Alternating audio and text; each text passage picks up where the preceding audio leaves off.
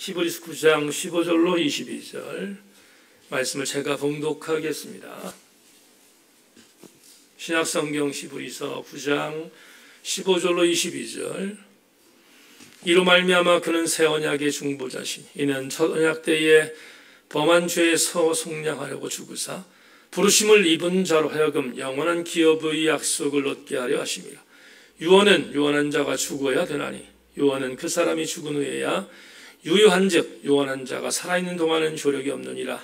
이러므로 첫 언약도 피 없이 세운 것이 아니니 모세가 율법대로 모든 계명을 온 백성에게 말한 후에 송아지와 암소의 피 및 물과 붉은 양털과 어술초를 취하여 그 두루마리와 온 백성에게 뿌리며 이르되 이는 하나님이 너희에게 명하신 언약의 피라 하고 또한 이와 같이 피를 장막과 섬기는 일에 쓰는 모든 그릇에 뿌렸느니라. 율법을 따라 거의 모든 물건이 피로써 정결하게 되나니 피 흘림이 없은즉 사함이 없느니라.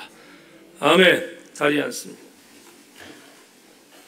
오늘 중보의 사역들 위한 말씀인데 괴로울 때 주님의 얼굴 찬양합시다.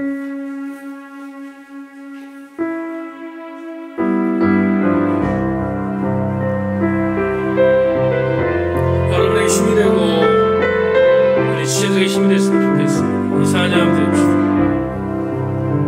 괴로울 때 주님의 얼굴 보라 평화의 주님 바라보라. 아멘 아멘. 세상에서 시달린 친구들아 위로의 주님 바라보라. 아멘. 눈을 들어 주를 보라. 내 모든 영혼 주께 맡겨라. 슬플 때에 주님의 얼굴 보라. 사랑의 주 안식 주리여. 힘이 없고 내 마음 연약할 때 능력의 주님 바라보아라. 주의 이름 부르는 모든 자는 힘주시고 물주시어 아멘. 그렇습니다. 눈을 들어 주를 보라.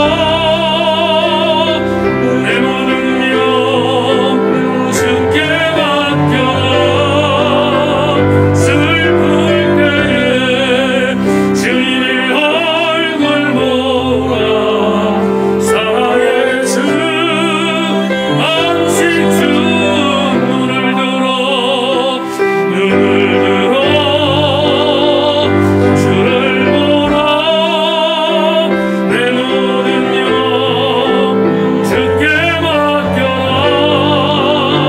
슬플 때에 주님의 얼굴 보라.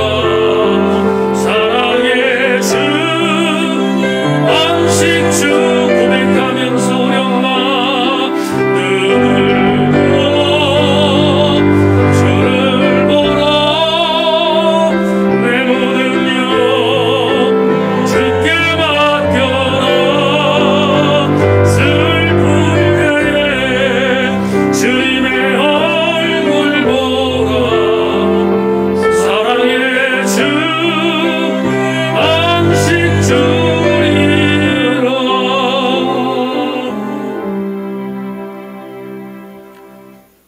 오늘 이 자리에 예배에 참석하기까지 사랑하는 교우들 이모저모 현장에서 녹록하지 않은 삶을 치열하게 싸우다 왔습니다. 그래서 서로 정말 어떤 경우에 넘어지기도 하고 쓰러지기도 하고 자빠지기도 하고 일어날 힘이 없을 것처럼 동서남북이 막힌 것 같은 절망 속에 있다가 온 성도도 있을 줄 압니다. 그러나 눈을 들어 주를 보는 이 시간 되게 하여 주셔서 다시 힘을 얻는 우리 모든 교우들 되게 하여 주시고 말씀을 통하여 격려받는 행복한 시간이 되게 하여 주시옵소서. 지난주 성령 강림주를 통하여 성령은 우리를 진리로 인도하신다고 하셨습니다. 민감하게 말씀 들을 때 진리로 견인하여 주시옵소서. 하나님의 은혜를 기대하며 말씀 속에 역사하실 주님을 의지하고 예수 그리스도 이름으로 기도하옵나이다. 아멘. 한 번 더 인사합니다. 말씀에 기대를 거십시다. 인사하겠습니다. 말씀에 기대를 거십시다.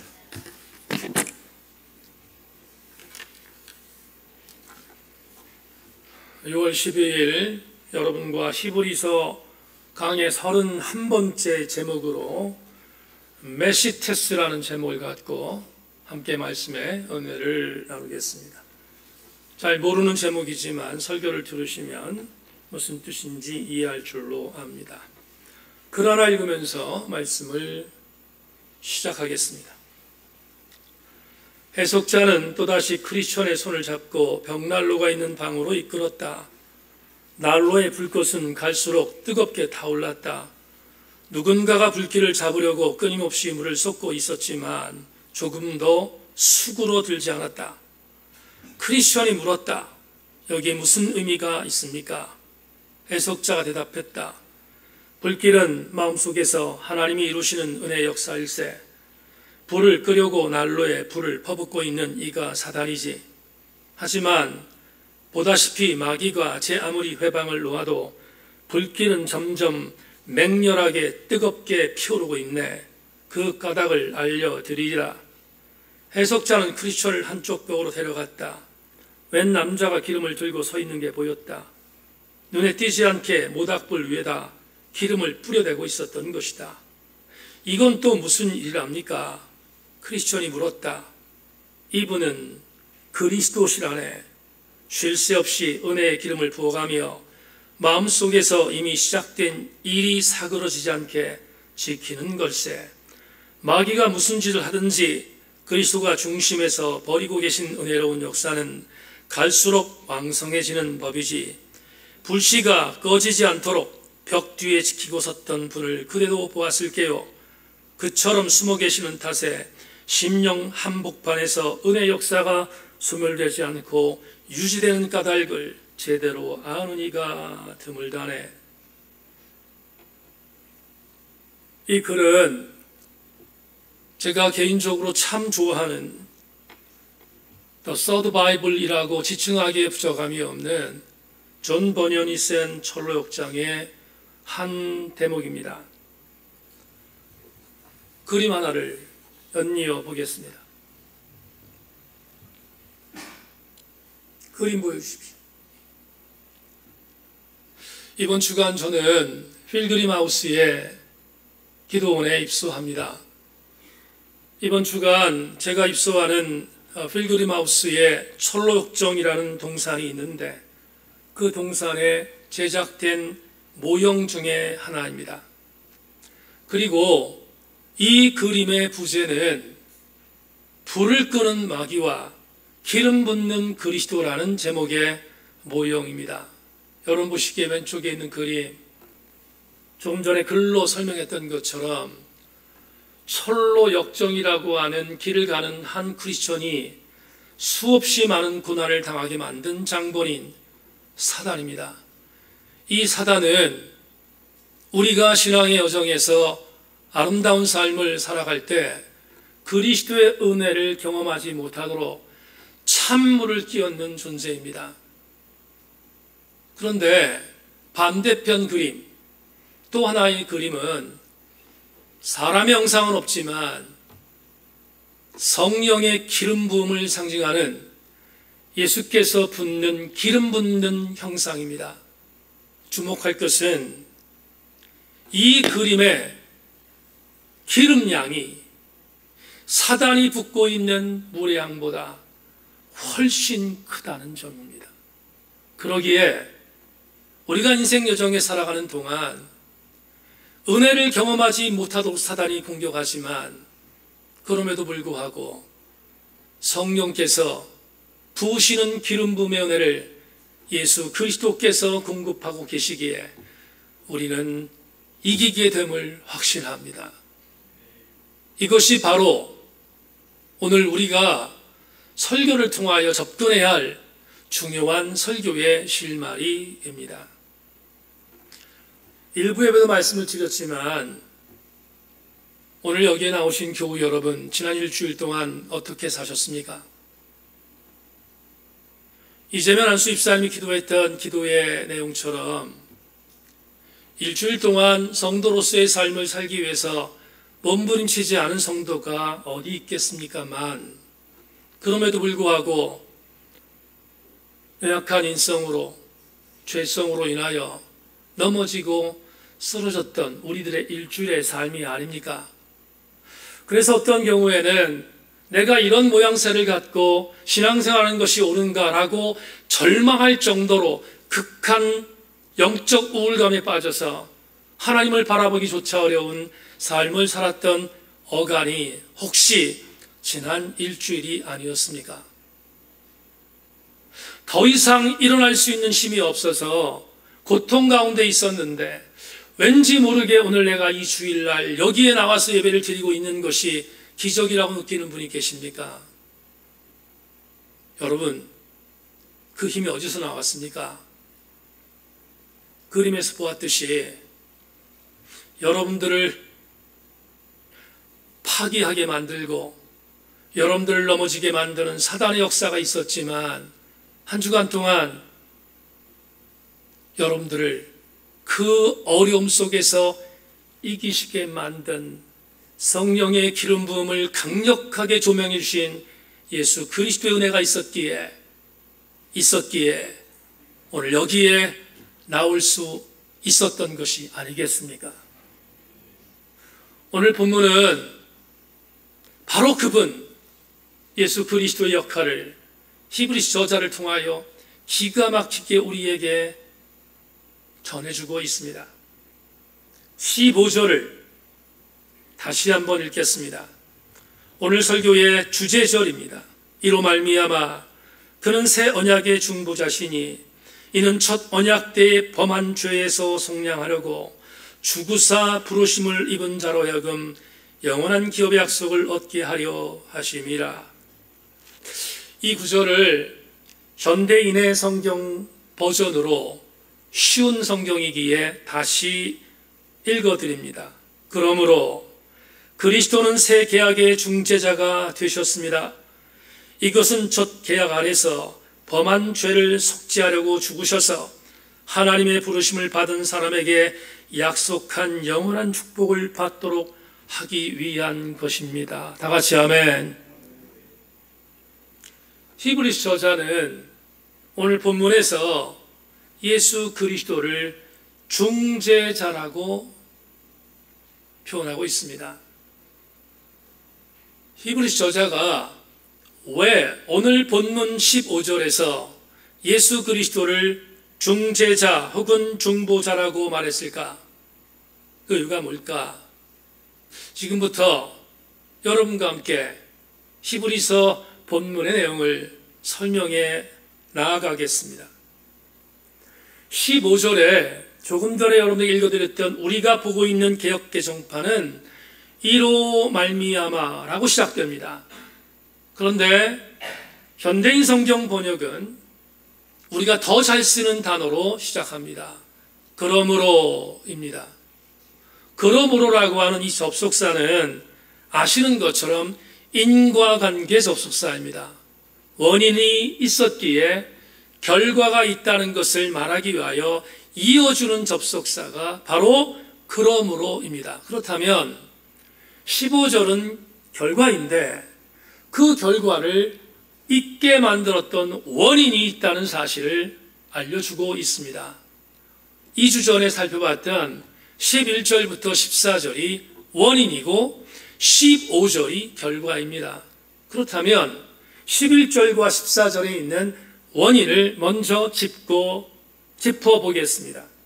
11절과 14절 읽진 않겠지만 여러분 이미 설교를 들었으니까 제가 복기하는 것으로 가름하겠습니다. 예수님은 대제사장으로 이 땅에 오셔서 십자가에 못 박혀 돌아가시는 행위를 통하여 단번에 성소에 들어가셨다라고 말했습니다.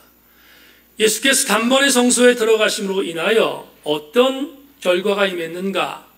우리가 이미 이전 설교를 통해 말했던 것처럼 구약의 제사장들이 1년에 한 번, 그리고 그 중에 대제사장이 1년에 한 번 지성소에 들어가서 이스라엘 신앙 공동체의 죄를 씻는 제사를 드렸다고 했는데, 그건 한시적이고 지속되어야 될 일이었는데, 예수께서 십자가에 못 박혀 돌아가심으로 본인이 직접 지성소라고 의미하는 십자가에서 못 박혀 죽으심으로 다시 우리는 우리의 죄를 위하여 여러 차례 드려야 했던 제사를 다시 드릴 필요가 없어졌음을 우리는 지난 11절부터 14절을 통하여 함께 나누었습니다. 하나님과 인간 사이에 죄로 인하여 막혔던 담을 허물어 주신 분이 누구? 예수 그리스도이셨습니다. 그분은 12절, 제가 거듭난 말씀 12절 여러 차례 강조하지만 바로 이렇게 우리가 하나님과 막힌 담을 허물으셨다고 12절은 증거합니다. 염소와 송아지 피로 하지 아니하고 오직 자기의 피로 영원한 속죄를 이루사 단번에 성소에 들어가셨느니라. 10장을 볼 때 다시 한번 보겠습니다마는 10장에 정말 은혜가 되는 구절이 있습니다. 제가 서울신학대학교 편입학의 시험을 봤을 때 이게 가로로 나온 문장으로 기억합니다. 가로를 채우세요. 우리 지난번에 성경 퀴즈대회 때 가로 했지 않습니까? 물론 거시기도 있었지만, 그런데 가로에 들어갔던 내용 중에 가장 중요한 단어가 히브리서 10장 17절 18절에 있는데 거기에 주목할 단어가 나옵니다. 제가 읽겠습니다. 또 그들의 죄와 그들의 불법을 내가 다시는 기억하지 아니하리라 하셨으니 이것들을 사하셨은즉 즉 다시 죄를 위하여 제사 드릴 것이 없느니라. 제가 가로로 기억되는 것이 다시는 기억하지 아니하리라 쓰라는 것으로 기억납니다. 여러분, 예수께서 십자가에 못 박혀 돌아가신 사건은 예수께서 단번에 성소에 들어가심으로 하나님 아버지께서 우리가 지은 죄를 다시는 기억하지 않도록 만드는 엄청난 복이라는 사실을 알고 계십니까? 우리의 중재자, 그래서 예수님은 중재자 되십니다. 중재자를 오늘 설교의 제목으로 정했습니다. 메스테스입니다. 중재자는 메스테스라는 중보자의 의미를 갖고 있음을 오늘 본문이 우리에게 증언하고 있습니다. 점검해 보십시다. 우리가 예수를 믿은 이후 가장 큰 복이 뭔지 아십니까? 예수님이 저와 여러분의 메시테스 되심이십니다. 주께서 저와 여러분의 중보자라는 사실은 우리에게 가장 큰 복이 아닐 수 없습니다. 오늘 본문을 통해서 조금만 더 깊이 본문으로 들어가 보십시다. 우리는 지난 설교를 통하여 하나님과 모세가 함께 세웠던 첫 번째 언약을 공부했습니다. 하나님께서 모세를 시내산으로 부르셔서 너는 나의 유일한 백성이며 나는 너의 유일한 하나님이야 라는 이 첫 번째 언약을 제정하시면서 행위 하나를 하셨습니다. 그 행위가 바로 첫 번째 언약이었는데 그 첫 번째 언약이 불완전했습니다. 우리가 이미 보았던 8장 7절에서 첫 번째 언약에 문제가 있었음을 히브리 저자가 진단했음을 나누었습니다. 8장 7절, 저 첫 언약이 무음하였더라면 둘째 것을 요구할 일이 없었으려니와 이 말을 이렇게 해석했습니다. 그러니까 첫 번째 언약이 흠이 있었다는 뜻이잖아요. 첫 번째 언약 가지고는 흠이 있었기에 하나님이 두 번째 언약을 주셨습니다. 그래서 제가 여러분과 설교를 나누면서 했던 말이 뭡니까? 그 두 번째 언약이 예수 그리스도께서 십자가에 못 박혀 돌아가신 사건이라고 말씀드렸습니다. 첫 번째 언약은 흠이 있었습니다. 불완전했습니다. 그러나 두 번째 언약은 0.1%의 흠이 없었습니다. 퍼펙트했습니다. 완벽한 언약이었습니다. 예수 그리스도께서 십자가의 대속으로 이루신 완벽한 언약이 둘째 언약이었습니다.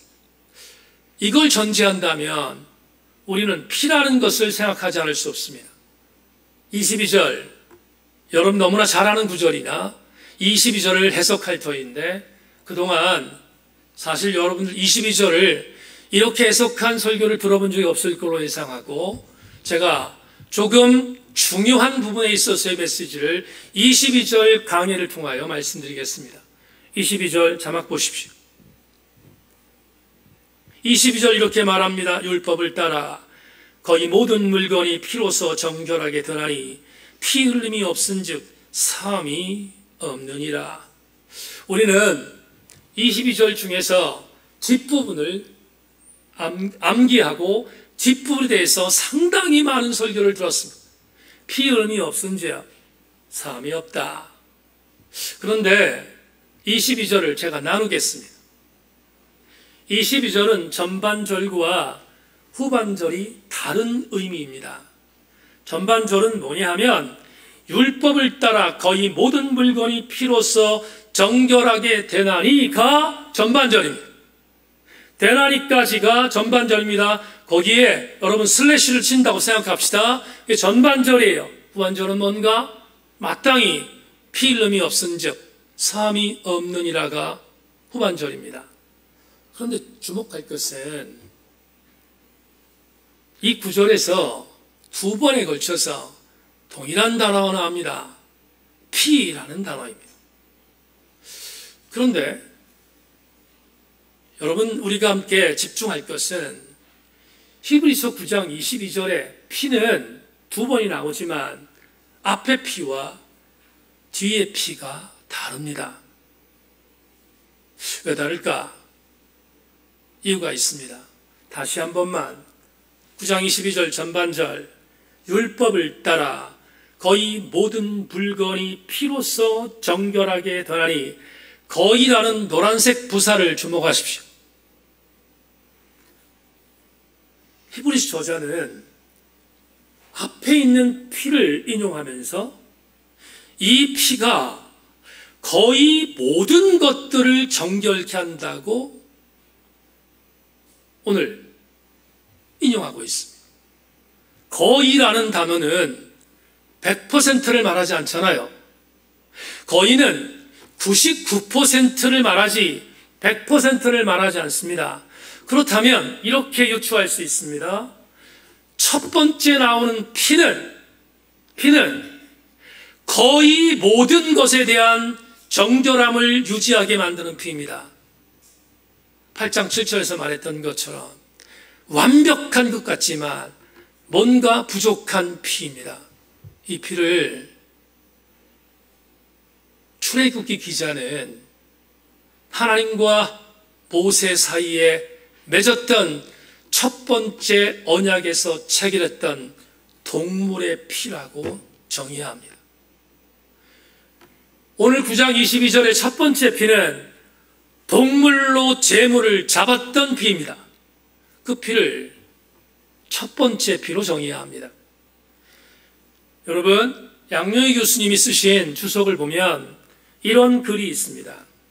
거의 모든 것은 피가 정결을 위한 주요한 수단이기는 하지만 유일한 수단이 아니라는 점을 시사해 준다. 저도 동의합니다. 분명히 동물의 피는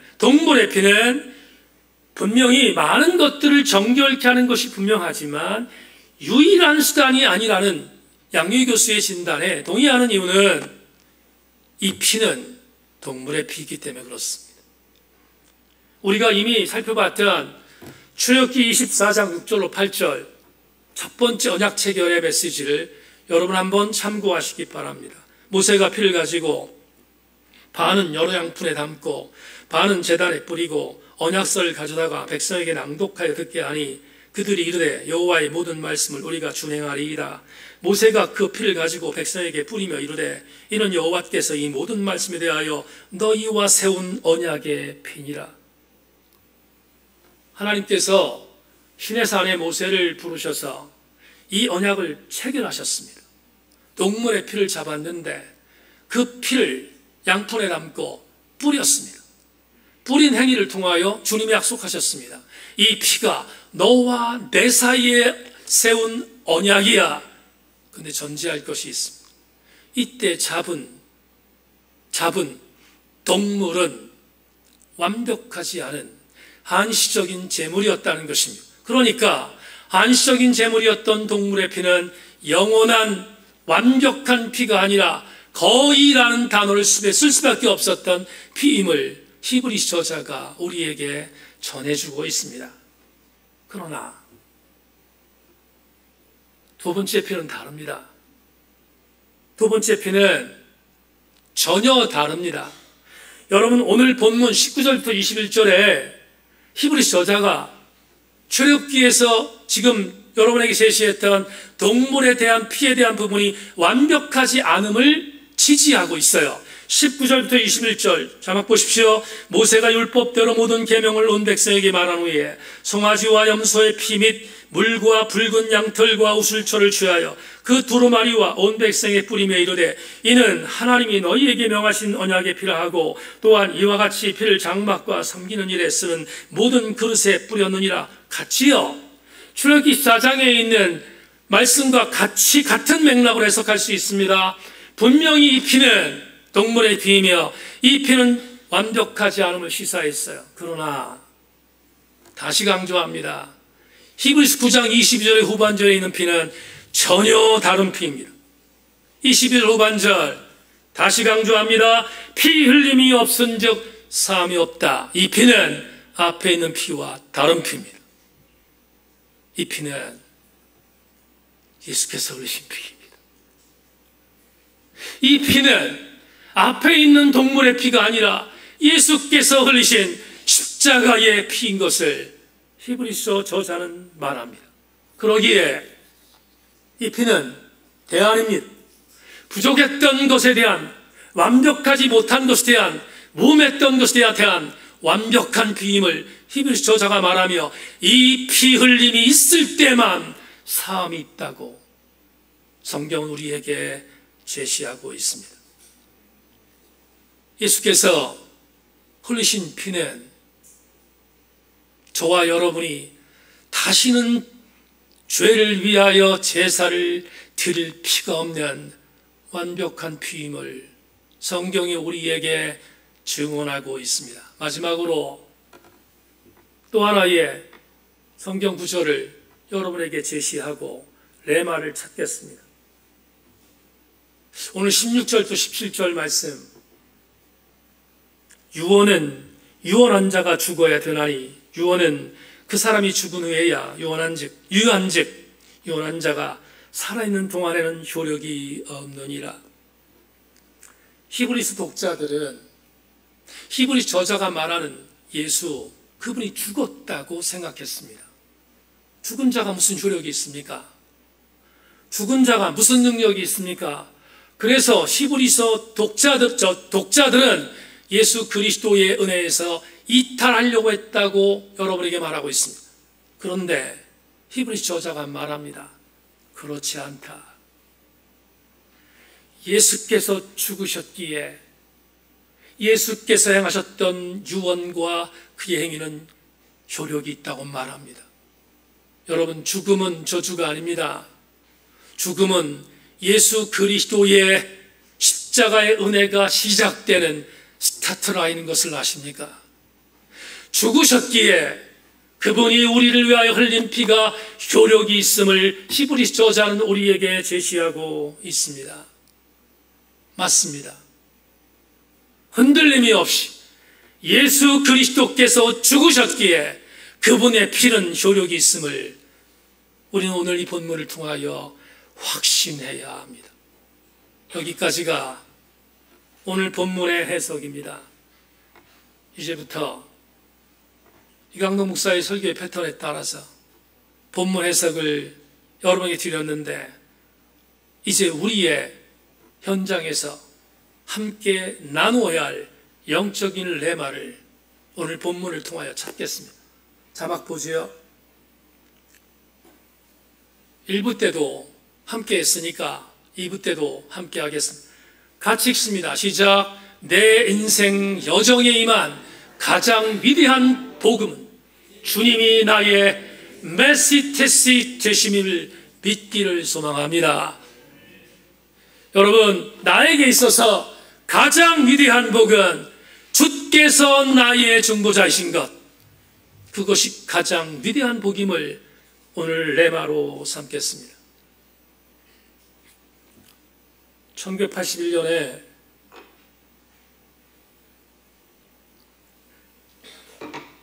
오늘 여러분에게 읽어드렸던 히브리서 9장 12절 말씀을 읽다가 거듭났습니다.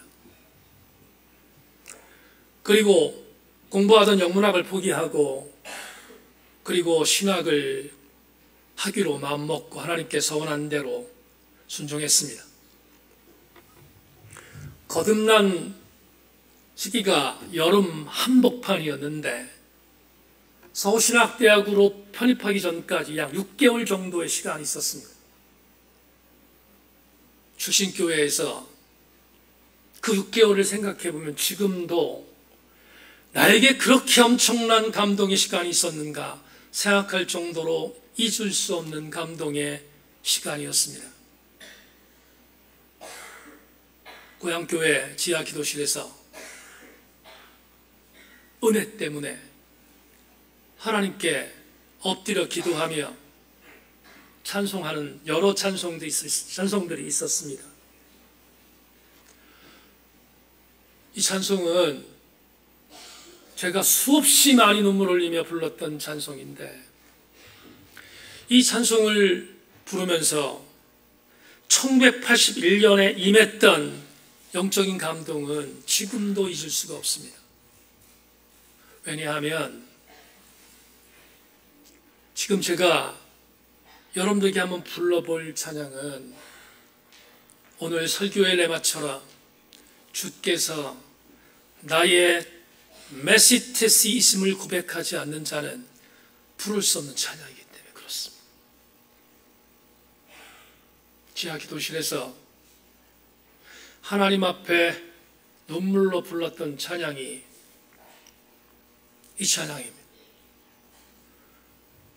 내 인생 여정 끝내어 강 건너 언덕 이를 때 하늘 문 향해 말하리 예수 인도하셨네. 이 가시밭길 인생을 허덕이면서 갈 때에 시험과 환난 많으나 예수 인도하시네. 매일 발걸음마다 예수 인도하시네.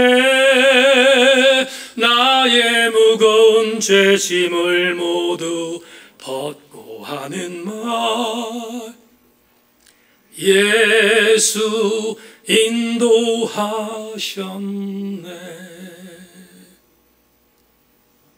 아십니까? 이 목사도 여러분들도 메시 테스트 되셔서 여러분들 여기까지 인도하셨기에 우리가 지금 그리스도로 살고 있다는 것을,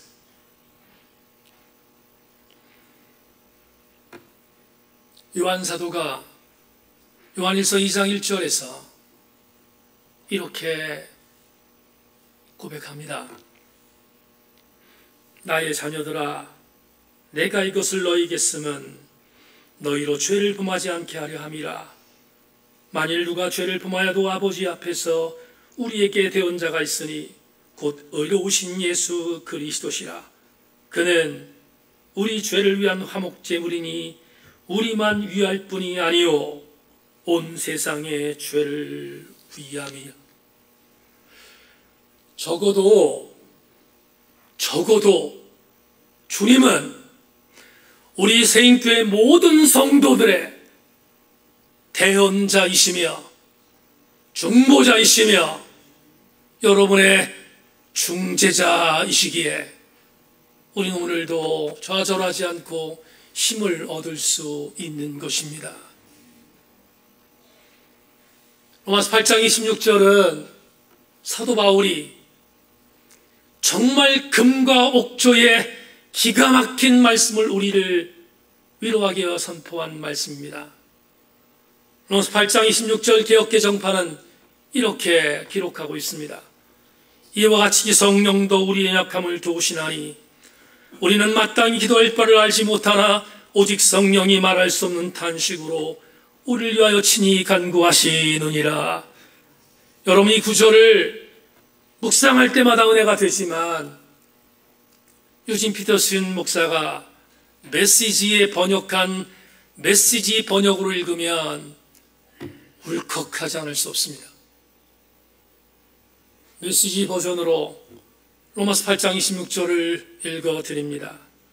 기다리다가 지치는 순간에 하나님의 영이 바로 우리 곁에서 우리를 도우십니다. 어떻게 또 무엇을 기도해야 할지를 몰라도 괜찮습니다. 그분이 우리 안에서 우리를 위해서 우리의 기도를 하십니다. 할 말을 잃어버린 우리의 탄식, 우리 아픈 신음소리를 기도로 만들어 주시기 때문입니다. 얼마나 감동입니까? 유진 피터슨의 메시지에서 로마서 8장 26절을 번역을 읽다가 이 부분에서 정말로 감격하지 않을 수 없었습니다. 성령께서 나의 아픔을 위하여 기도하실 때 비인격적 관계를 갖고 나와 너는 다른 존재야라는 마음을 갖고 기도하는 것이 아니라 성령 하나님께서 우리를 위하여 우리의 기도를 다시 나를 위하여 나의 기도를 성령이 하신다는 이 기가 막힌 감동의 메시지가 들리십니까? 여러분, 성령 하나님께서 멀리 계셔서 너는 나와 다른 존재야가 아니라 내 안에서 성령께서 내가 헤어나지 못할 아픔을 아시고 나의 언어로 나를 위하여 기도하신다는 그 성령의 놀라우신 은혜가 어찌 감동이 되지 않습니까? 성령께서 어떻게 이렇게 엄청난 일을 하셨을까요? 이유가 있습니다. 제2위에 하나님이셨던 예수님께서 먼저 그 일을 하셨기 때문입니다.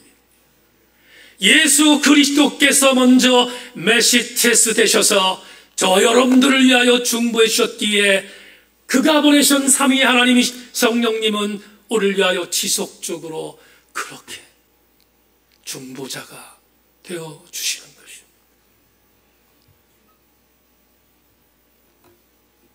몇 주 전 권순미 권사님을 통하여 중보기도 부탁이 왔습니다. 목사님, 제 친정 오빠가 많이 힘듭니다. 지병도 있었지만 지금 많이 힘들고 어려운 상태입니다. 목사님 기도해 주셨으면 좋겠습니다. 메모하고 새벽에 기도하는 시간에 중보했습니다. 지난 주간 장인 집사를 통해서 기도 부탁이 왔습니다. 목사님, 친정 아버지가 수술을 하게 되는데 이제 출혈로 이미 한번 쓰러지셔서 많이 힘든 수술이라서 어렵습니다. 목사님 기도해 주십시오. 그런데 특별히 어깨뼈가 탈골된 게 문제가 아니라 CT상으로 친정아버지의 부분에 낭종이 보입니다. 그 낭종이 악성이 되지 않도록 기도해달라고 중보 요청이 왔습니다. 민감하게 기도했습니다. 지난 금요일 권미수 집사가 새벽 예배 때 저에게 이렇게 부탁했습니다. 목사님, 시댁 어머님이, 시어머님이 위암입니다. 수술을 앞두고 있는데 어머님께 말씀드리지 않았습니다. 이기라서 다행인데 기도 부탁합니다. 시어머니를 모시고 있는 시아주버님이 혈관이 막혀서 조영수를 했습니다. 그런데 한 곳이 아니라 두 곳입니다. 목사님 기도해 주세요 라고 부탁했습니다. 민감하게 기도했습니다.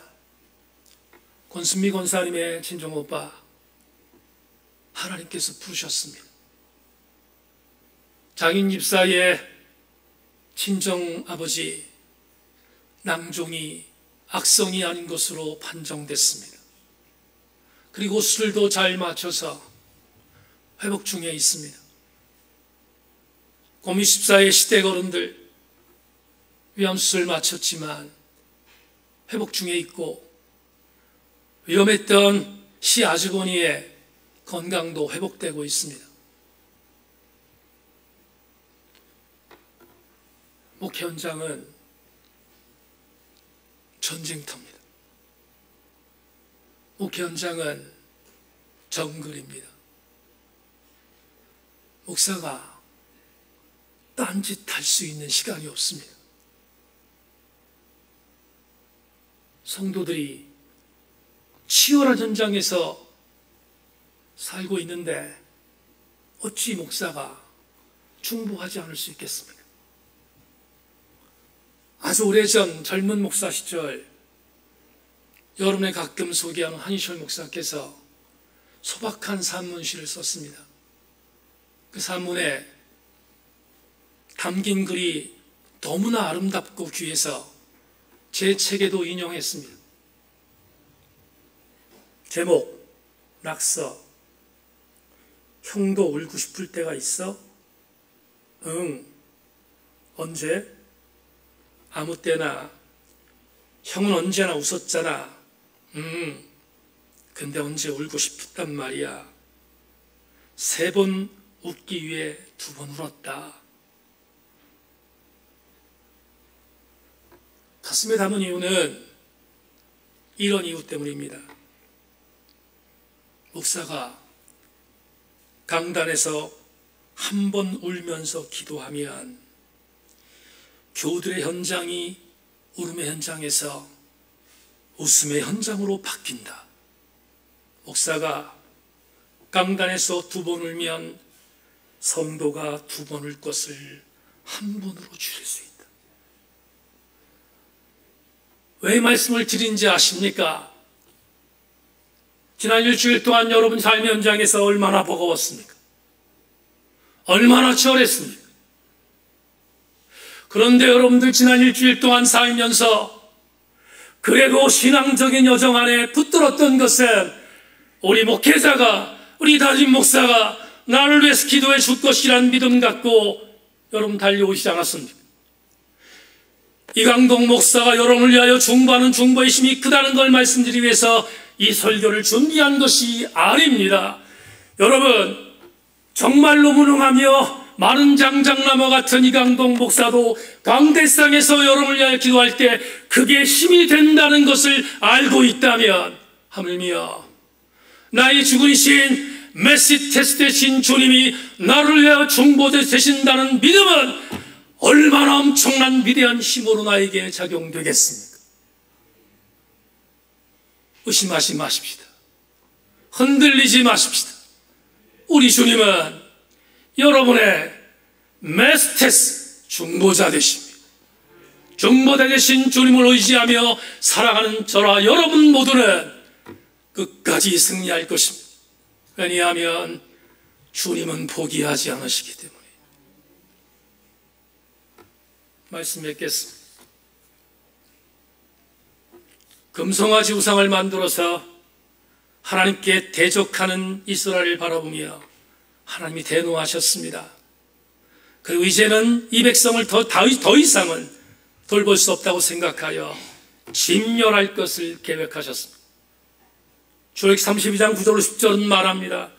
여호와께서도 모세에게 이르시되 내가 이 백성을 보니 목이 뻣뻣한 백성이로다. 그런즉 내가 하는 대로 두라. 내가 그들에게 진도하여 그들을 진멸하고 너를 큰 나라가 되게 하리라. 모세에게는 굉장히 엄청난 축복이었지만 이스라엘 공동체는 재앙이었습니다. 그런데 좋아해야 할 모세가 좋아하지 않습니다. 이 진멸의 계획을 들었던 모세는 곧바로 하나님께 엎드려서 이스라엘을 위하여 이렇게 중보하기 시작합니다. 모세가 여호와께로 다시 나아가 여짜오되 슬프도소이다. 이 백성이 자기들을 위하여 금신을 만들어 싸우니 큰 죄를 범하였나이다. 그러나 이제 그들의 죄를 사하시옵소서. 그렇지 아니하시오면 원하건대 주께서 기록하신 책에서 내 이름을 지워버려 주옵소서. 생명을 건 모세의 중보기도 때문에 이스라엘은 멸문지화를 면할 수 있었습니다. 감히 말하건대 모세는 이스라엘을 위한 메시테스였습니다. 그런데 오늘 6월의 두 번째 주를 맞이어 예배를 드리는 세인교회 성도들이여, 어찌 비교할 수 있습니까? 예수 그리스도는 저와 여러분의 메시테스이십니다. 우리는 이 은혜를 잊지 말고 오늘도 나를 위하여 나의 기도를 행해 주시는 예수 그리스도 의지하고 힘든 일이 있으면 일어나기를 바라고 넘어져 있으면 다시 벌떡 일어나기를 소망하며 우리 모든 성도들 일주일 동안 승리할 수 있기를 주님의 이름으로 축원합니다. 하나님 감사합니다. 오늘 말씀을 통하여 메시테스 되신 예수 그리스도를 높였습니다. 감사한 것은 지난날도 주님은 메시테스이셨지만 오늘도 내일도 주님은 메시테스 되심을 믿기에 우리 모든 교우들 이번 주간도 넉넉히 승리하게 하여 주시옵소서. 하나님의 선한 은혜를 기대하며 예수 그리스도의 이름으로 기도 올리옵나이다. 내 인생